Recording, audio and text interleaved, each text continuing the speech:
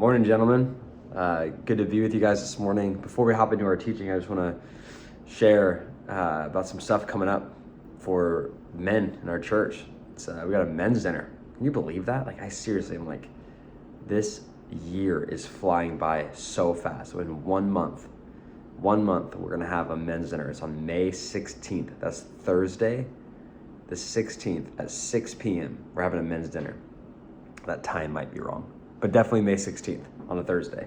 It's gonna be awesome. We got this guy coming out. His name's William Wagacy. He's a decorated Navy SEAL, played college football. I mean, the guy's a stud. He's gonna have some amazing stories. He literally told me, he said, "Do you guys film this?"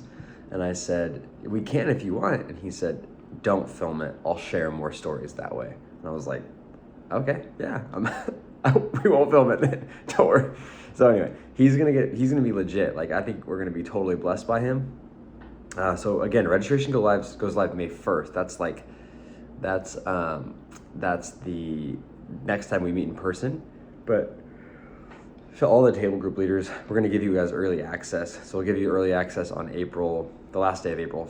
I think it's 31st. So you'll get early access to fill up a table. Come half tables or full tables. We want you guys to come. We want you guys to show up. We have a lot of space, because if we run out of room in the sanctuary, we're gonna push it out into the blacktop. So sign up. We want this thing to be really big. I mean, we just want to bless some guys. I honestly think it'd be really fun if it's outside, because it's gonna be really nice weather. But if it's not big enough, I like critical mass, so we might just shove everyone into the sanctuary again, because I think it's a good vibe either way. Anyway, sign up. It's coming up May 1st. So we're starting a series. We're going to go through 1 Peter. 1 Peter is a really, really, really solid. I mean, it's like hard to be like, not hard to say that any of the book of the Bible is bad, but I really enjoy 1 Peter. It's super good epistle that Peter writes. And I'll give you a little bit of context before we just dive in. So Peter, you guys probably are familiar with Peter. He's kind of one of Jesus's like closest followers. He's one of the like inner three. So there's James, John, and Peter. And Peter is a Jewish Christian. So obviously, because Jesus was Jewish, Peter was Jewish. Jesus only called Jewish disciples originally. And so he was kind of this.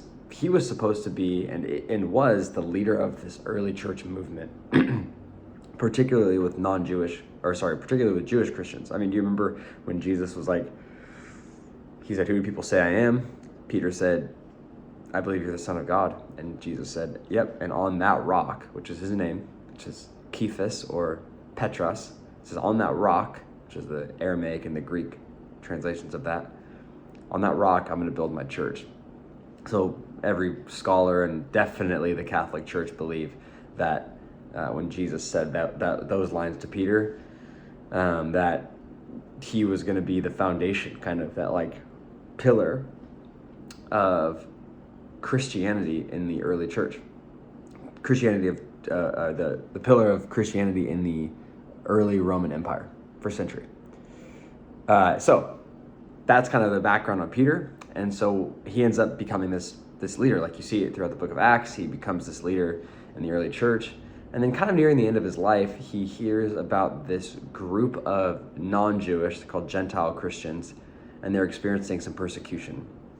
And so he writes this letter and he sends it out. And it's called a circular letter because it circles around different communities. But it's all these communities in Asia Minor. And what he does is he kind of gets into it, which it's amazing that he writes to the non-Jewish Christians, because if you read through the scriptures, you actually notice Peter kind of wrestling with this basically like prejudice towards non-Jewish people and Jewish people who become Christians. He kind of has like a back and forth thing where he kind of experiences some stuff towards, like he feels a certain way towards the non-Jewish Christians, like they shouldn't be engrafted into like following Jesus. And then he has like an encounter with Paul, and then it happens again, and he has another encounter with Paul. And so usually what you see is kind of like Peter running with Jewish Christians and Paul running with the non-Jewish Gentile Christians. And so in here, what you see is kind of at the end where Peter is writing directly to the Gentiles. So I'll read it. It's 1 Peter, starting at verse 3. It says, "Praise be to the God and Father of our Lord Jesus Christ. In his great mercy, he has given us new birth into a living hope, through the resurrection of Jesus from the dead, and into an inheritance that can never perish, spoil, or fade. This inheritance is kept in heaven for you, who through faith are shielded by God's power until the coming of that salvation that is ready to be revealed in the last time. In all this, you greatly rejoice, though for a little while, you may have had to suffer grief in all kinds of trials. These have come so that the proven genuineness of your faith, of that which is greater than worth in gold, which perishes even though it's refined by fire, may result in praise, glory, honor when Jesus is revealed. Though you haven't seen him, you love him, and even though you do not see him now, you believe in him and are filled with an inexpressible and glorious joy, for you are receiving the end result of your faith, the salvation of your souls." What's particularly amazing about this passage is Peter uses Jewish language to speak to the Gentiles. And he says, you have been given a new birth into a new hope.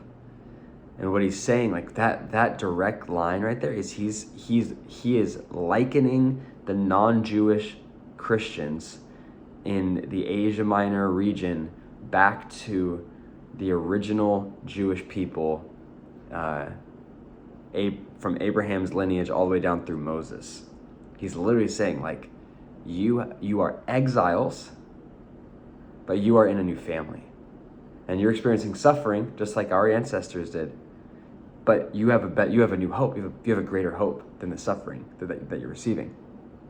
And so it's just really cool, because what he's doing here is he's welcoming them into a new family.